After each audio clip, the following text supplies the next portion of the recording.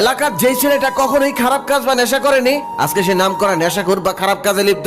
যে ছেলেটা কখনোই নিকোটিনের দোয়া সহ্যই করতে পারতো না, সেই ছেলেটার কাছে আজ নিকোটিন তার নিত্যদিনের সঙ্গী। নিকোটিন ছাড়া এখন সে চলতেই পারে না। সে এখন প্রতি রাতেই ছাদের এক কোনায় বা ব্যালকনিতে বসে নিকোটিনের আগুনে নিজেকে পোড়ায়। যে ছেলেটি কলেজ, কোচিং কিংবা বন্ধুদের আড্ডায় সবাইকে হাসিয়ে মাথিয়ে রাখতো, সে এখন চুপ থাকে, এখন আর আগের মতো কথা বলে না। যে ছেলেটা অন্ধকার আর কালো জিনিসকে সব থেকে বেশি অপছন্দ করতো, আজকে সে সবাই গেলে সবার আগে কালো কালারটাই পছন্দ করে, আর প্রায় সময়ে তাকে অন্ধকারের মধ্যে বসে থাকতে দেখা যায়। এছাড়াও আমাদের আশেপাশে আরো অনেক ঘটনা ঘটে, কারোটা প্রকাশ পায় আবার কারোটা প্রকাশই পায় না। সমাজের ছোট বড় প্রত্যেকেই ভাবে হয়তো খারাপের সংস্পর্শে গেলে একটা মানুষ খারাপ হয়ে যায়। এভাবে আমাদের আশেপাশে ঘটে যাওয়া কর্মকাণ্ড গুলোর প্রতিক্রিয়া আমরা এভাবেই জানাই। সাধারণত প্রতিক্রিয়াগুলো এরকম হয়: ছেলেটা আগে ভালো ছিল কিন্তু এখন রোজ সিগারেট খায়, ছেলেটা নষ্ট হয়ে গেছে, মারপিট আর নেশায় আসক্ত হয়ে গেছে। এই ছেলেটা ছোট থেকে আমাদেরকে কত সম্মান করতো, কিন্তু এখন সামনে সিগারেট ধরায়, এই ছেলেটাও নষ্ট হয়ে যাবে, আমরা কখনো কল্পনা করতে পারিনি, ইত্যাদি ইত্যাদি। আমরা তখন ভেবে থাকি এসব ছেলেগুলো নষ্ট হয়ে যাওয়া বা বিগড়ে যাওয়ার পিছনে খারাপ সঙ্গই দায়ী।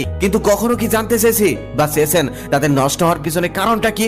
কেন তারা হঠাৎ করে নষ্ট হয়ে গেল? একটা ছেলে শুধু খারাপ সঙ্গ পেয়ে নেশায় আসক্ত হয় না, তার পিছনে অনেক কারণ থাকতে পারে। কখনো কখনো পারিবারিক সমস্যা হতে পারে তার কারণ, আবার কখনো কখনো হতে পারে প্রিয় মানুষটা থেকে অবহেলা পাওয়া তার অন্যতম কারণ। আমাদের সমাজে প্রায় অর্ধেকেরও বেশি ছেলেরা নষ্ট হয়ে যায় শুধু প্রেম বিচ্ছেদে, আর বাকি কিছু নষ্ট হয় পারিবারিক কারণে। তখন এরা বেঁচে থাকার জন্য বা পুরনো স্মৃতিগুলো মুছে ফেলার জন্য নেশায় আসক্ত হয়। আচ্ছা, আপনি কি জানেন কতটা কষ্ট পেলে একটা ছেলে তার চোখের থেকে জল ঝরায়? হ্যাঁ, আপনাকে জিজ্ঞেস করছি যে এই ভিডিওটা এখন মনোযোগ দিয়ে শুনছেন। আমার জানা মতে কখনোই কোনো ছেলেকে আপনি কারোর সামনে বসে কান্না করতে দেখবেন না, কারণ সে খুব ভালো করেই জানে সবার সামনে বসে কান্না করলে সবাই তাকে নিয়ে হাসি ঠাট্টা করবে, মজা করবে। তাই সে তার কষ্টটাকে বুকের মধ্যে যত্ন করে লুকিয়ে রাখে, কারণ সে জানে এখানে রাখলে কেউ দেখতে পারবে না, একমাত্র সৃষ্টিকর্তা আর সে ছাড়া। রাতের অন্ধকার বা ঘরের এক কোনায় বসে ছেলেরা গম্ভীর গম্ভীর কাঁদে আর চোখের পানি ফেলে। একটা ছেলে মাঝরাতেও চিৎকার করে কান্না করতে পারে না, কারণ তার আশেপাশের মানুষ যদি তার কান্নার শব্দ পেয়ে যায়। বাসায় যে ছেলেটা সবসময় হাসি খুশি থাকতো,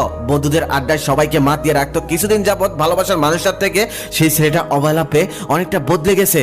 এখন আর আগের মতো বন্ধুদের সাথে আড্ডাও দেয় না, সব সময় একা একা থাকতে চায়, কারোর সাথে মিশতে চায় না, কারণ সে জানে বন্ধুদের সাথে আড্ডা দিতে হলে তাকে হাসি খুশি থাকতে হবে। যদিও ক্ষেত্র বিশেষ তাকে চলতে হয়, তখন মিথ্যে অভিনয় করে সারাটা জীবন কাটাতে হয়। যখন একটা ছেলের জীবনে কোনো মেয়ে আসে, তখন ছেলেটা তাকে নিয়ে জীবনটা রঙিন করতে চায়, কিন্তু হঠাৎ করে তার রঙিন জীবনটা আধারে পরিণত করে মেয়েটা অন্য কারো হাত ধরে চলে যায়। তখন শুধু ছেলেটা মনে মনে ভাবে, এটা কি সেই মানুষটা, যে মানুষটা আমাকে এত স্বপ্ন দেখালো, যেই মানুষটা আমাকে ভালোবাসা শিখালো? আপনি যদি একটা ছেলের কাছের বা ভালোবাসার মানুষ হয়ে তাকে কষ্ট দিতে চান, তাহলে তাকে কোনো ভরা জনসম্মুখে এনে একটা চর মারুন, গালাগালি করুন, অপমান করুন, দেখবেন সে নীরবে সেখান থেকে চলে যাবে, কোনো প্রতিবাদ করবে না, কান্নাও করবে না। কিন্তু তাকে সামান্য